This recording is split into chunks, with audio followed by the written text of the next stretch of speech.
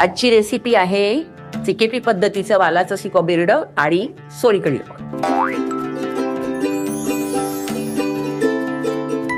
नमस्कार मंडळी, कसे आहात? राधा कुलकर्णीच्या किचनमध्ये तुमचं सर्वांचं स्वागत आहे. आजची रेसिपी आहे चिकेपी पद्धतीचं वालाचं सुकं बिरडं आणि सोलकढी. चिकेपी वालाचं सुकं बिरडं करण्यासाठी लागणारं साहित्य सांगते. सोलून घेतलेले वाल, 2 कांदे कापून घेतलेत, त्याच्यासाठी लागणारं वाटण, कोथिंबीर, हिरवी मिरची जास्त घेते कारण लाल तिखट कमी घालते म्हणून. हिरवी मिरची, लसूण, आलं, कांदा, धणे आणि जिरे. आणि फोडणीला लागणारं साहित्य जिरं, मोहरी, हिंग, कढीपत्ता आणि बिरड्यात घालायला धणे, जिरे, हळद, तिखट, मीठ, गूळ, खोबरं, कोथिंबीर. प्रथम आपण हे सगळं वाटण वाटून घेऊया.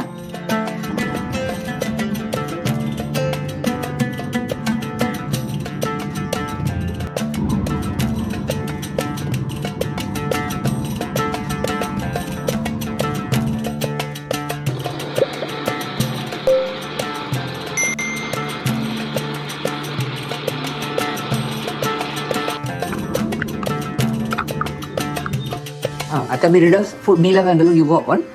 सगळं साहित्य मी इकडे घेते.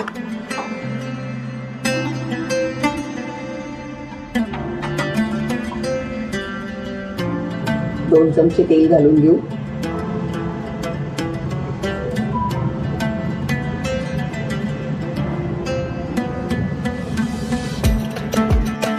प्रथम हिंग टाकू. फोडणीला तेल टाकलंय.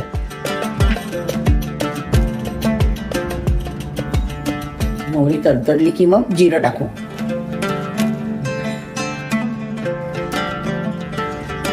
जिरं,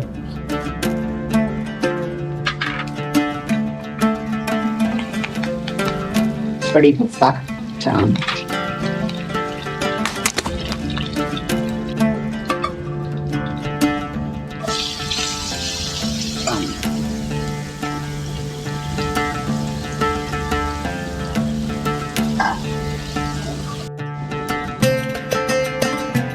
एक चमचा हळद,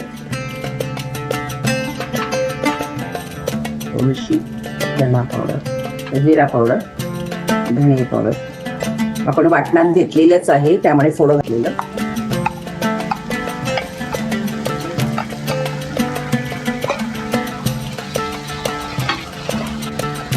आता वाल घालू.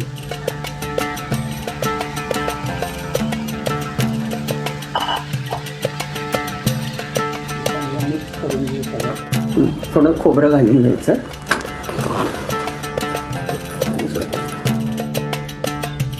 थोडी कोथिंबीर.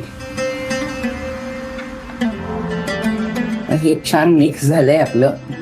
थोडा उग्र वास असतो तो जायला की थोडं पाणी टाकून शिजत ठेवू. त्याला थोडंसं पाणी घालून घेऊ आणि एक उकळ आली की झाकण ठेवून शिजत ठेवू. आता आपण ह्याच्यावरती झाकण ठेवून हे शिजायला ठेवू. सोलकढी करायला घेऊ. वालाचं बिरडं होतंय आपलं, तोपर्यंत आपण सोलकढी बनवून घेऊ. सोलकढीसाठी लागणारं साहित्य सांगते.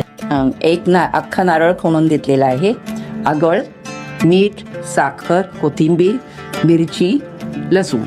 आता आपण ह्या मिक्सरमध्ये नारळाचं दूध काढून घेऊ.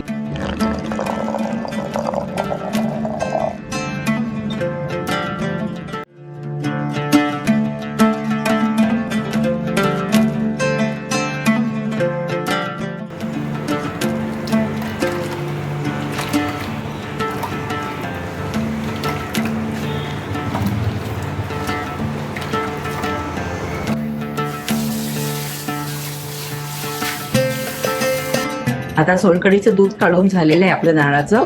आता त्याला आपण मीठ,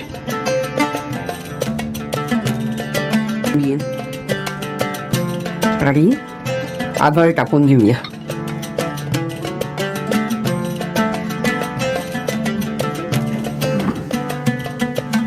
दोन चमचे आगळ टाकले. आपली सोलकढी तयार आहे. अभिषेक ये, तुझी सोलकढी तयार आहे. आता ओ कशी झाली ती तू सांग.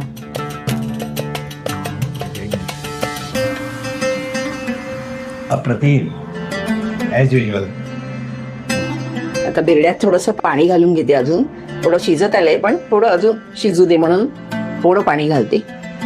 बिरडं शिजलंय का पाहूया आणि मग त्याला मीठ गूळ घालून घेऊ. हे बघा खूप छान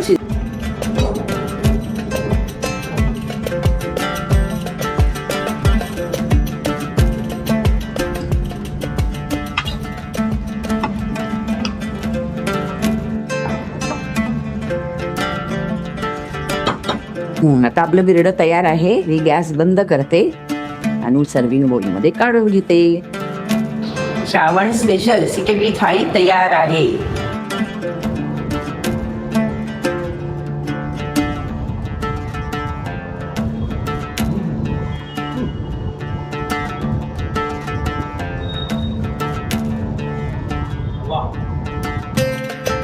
सुंदर थाळी तयार आहे. तुम्ही हे नक्की करा आणि नक्की लाईक, सबस्क्राईब आणि कमेंट करा. पुन्हा एकदा भेटूया अशाच एका खमंग रेसिपीसह. नमस्कार.